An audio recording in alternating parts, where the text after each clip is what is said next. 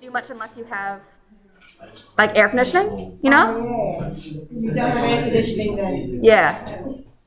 I'll make it next week's random question. We can have a big discussion about it. Anyway. Let me talk about what we're doing for today. So you guys are aware. I know I don't have my traditional kind of learning intention slide up, and that's because we're going to basically have a study day today. So we will basically have a mahi choice for today's lesson to give you guys a chance just to process what we talked about with the anion identification. But before we dive into that, I want to finish the ionic equation stuff, so that way when you guys are doing your study period, you can actually do your work up to the merit level. Does that make sense to everyone? All right, cool. So, what I want to talk about is the anion identification. Ruben asked a really good question. Or was it Ruben or Hunter? Yeah, I'm Mr. Huh? Ruben. Was Ruben? About like how would I figure out which flowchart to use in a solution? I will tell you. That was Hunter? Okay. I couldn't remember. Someone in that table was asking me about it. So I will tell you on the assessment, use this solution to figure out the cation. Use this solution to figure out the anion. When it comes to the actual end game of what we're trying to do is, if you guys look, that's the wrong book. Let me grab someone. Does someone have a book? So, if you guys notice, what I have so far is just blank templates, and you were asked to figure out the ion. And that's because I'm going to teach you how to identify anions first, and then I'm going to teach you guys to identify cations. What you're going to do for the assessment, and eventually we're building ourselves up to, is identifying the full ionic compound. So figuring out from one solution, what is the cation and what is the anion from it. Are we good so far? All right. In some instances, just to make our lives a little bit easier, I might separate this solution. So we have a cation one and an anion one, but you're still figuring out what the ionic compound is at the end of the day. Does that make sense? And I do that so that way there isn't that potential cross-contamination with the identification test, because sometimes that could happen. So I will make it very clear which one you are testing for. So don't stress about that. All right, cool. So we've done all the achieve requirements. We started talking about some of the merit requirements. One of the last merit requirements, and also what was on the success criteria for number 7, was figuring out how to do those equations. So for those equations, here is what I suggest you do to help you make sure you... Yeah. Huh? So with these equations, you only need to write these equations for the precipitation reactions. So for example, in this one here, the only precipitation reaction I have is that silver chloride. Now what I suggest you do to make your life easiest is to figure out the precipitate and work your way backwards. So that way you are grabbing the right ions that you need. And we'll go back to the mahia in yesterday's lesson to kind of talk about what I also mean by that. So what I would do is I would have my arrow at the end, and I would write silver chloride, and I would write S behind, because that indicates that that's the solid precipitate. By doing it this way and then working backwards, all I need to now do is figure out, okay, how many of each ones do I have to write down. So it also means that it helps with the balancing and making the balancing really quick. So in this case, I have the silver ion is one of my components. And we write the letters AQ in brackets, and that is aqueous, which means it is dissolved into solution. Are we good so far with that? All right, the next one I have is my chloride ion. Again, we now at this point want to show the charges because we're talking about the ions that have come together. Again, this is aqueous. So we mix the silver and we mix the chloride and we make the silver chloride ionic substance, which is the precipitate. Are we okay with that so far? Ruben? What does it say in like the brackets for silver and chloride? This is aqueous, so it means dissolved. So it's AQ. I'll write it a bit bigger. AQ, which is aqueous. It means that it is dissolved.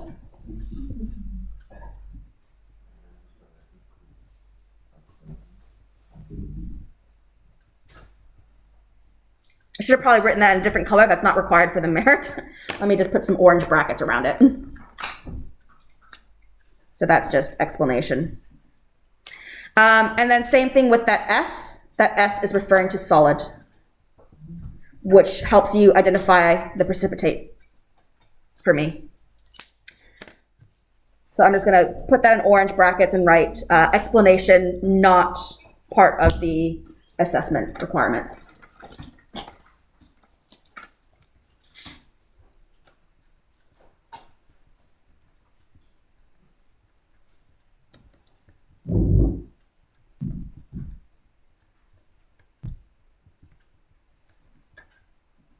Does that help? Making it nice and clear? Yeah? Okay. So that is a nice, easy equation because it was a positive one and a negative one, so it's a 1-to-1 ratio. I don't need to drop any numbers in front to balance that equation. That's why I suggest going from the ionic formula backwards, because if you look at the ionic formula, it'll tell you what numbers to put in front for the balanced equation. Are we good with that so far? All right. Can I show you another example? All right. I'm going to go back to that do now. You guys, can I move it? Okay. I'm going to go back to that do now we had for yesterday's lesson, because this one actually is a really good one. So when I look at this, we mix the solution sodium hydroxide and zinc chloride together, and we got sodium chloride and we got zinc hydroxide. Now zinc hydroxide I have identified as the precipitate. The sodium chloride I've identified as the soluble, still aqueous, right? So as I was talking about with this assessment, all I need is the equation for the precipitate. So all I need in this case is the equation to make that zinc hydroxide. I don't need anything that has to do with the sodium chloride. So again, write down the final answer, zinc hydroxide. That's your solid. Work your way backwards to figure out your equation. And again, if you get the ionic formula correct, the equation then will just fall into place because you're just writing down then how many of these guys you have. So I go arrow, I go zinc, which is aqueous. Oops, that should be a Q. And I go hydroxide, which is also aqueous. Now in this case, it is not a 1-to-1 ratio. I see here that I have a 2 for the hydroxide, and so I put the 2 in front for the hydroxide. So when we're balancing equations, remember it goes as a coefficient in front. Not as, don't write that, because that's going to be marked wrong. Okay? I'm going to write it wrong. Now, some of you guys were asking me about the sodium and the chloride. What happens to them? Like, why aren't they in the equation? Well, they're not in the equation because these guys here are spectator ions.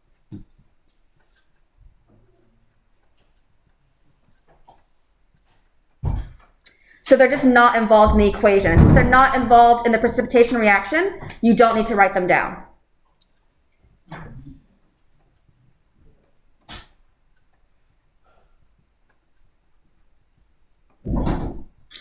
If you do write them down, you need to then have them balanced. And that just introduces steps for potential mistakes. Does that make sense? So your best bet is to not even bother putting them down. Otherwise, you could potentially make a mistake and then you would need to balance them.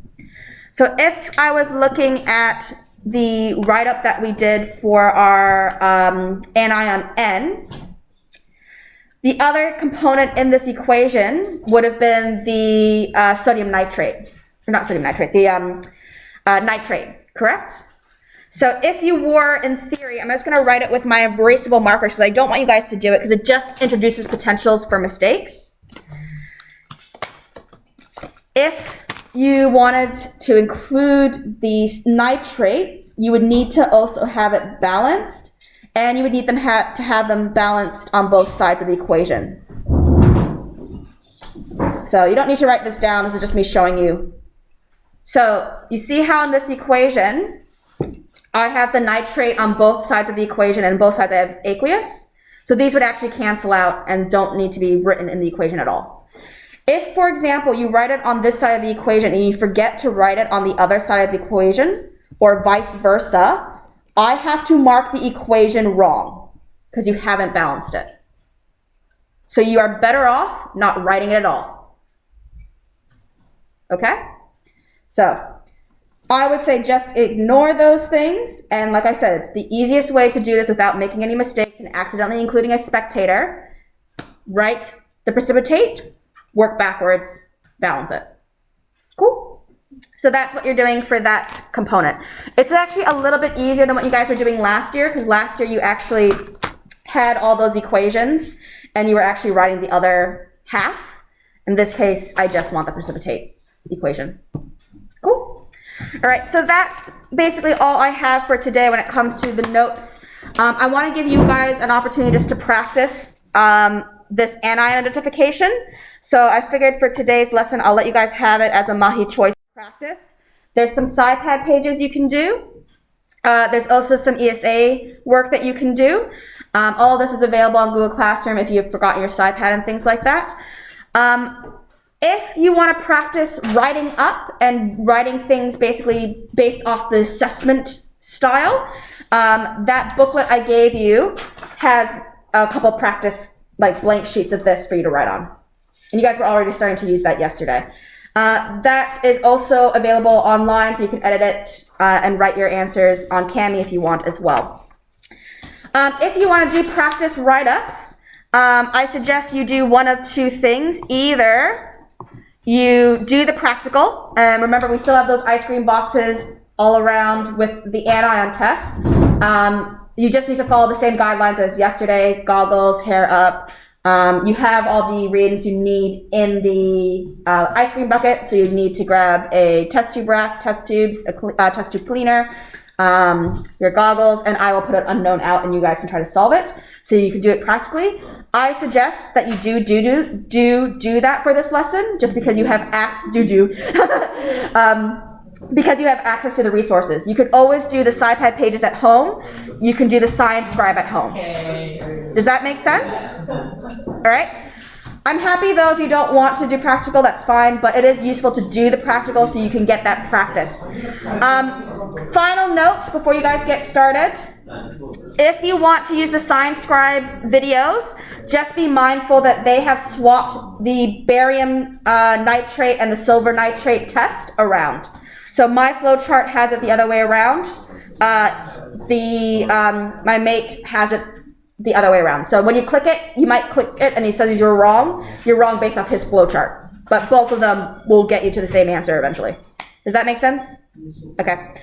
His flowchart is available on the website if you want to use his while you're using his website. Cool. All right, I'll let you guys hop to it. You guys have the rest of the period to get some work done, and I'm happy to go through more examples, and I'll get you guys an unknown solution.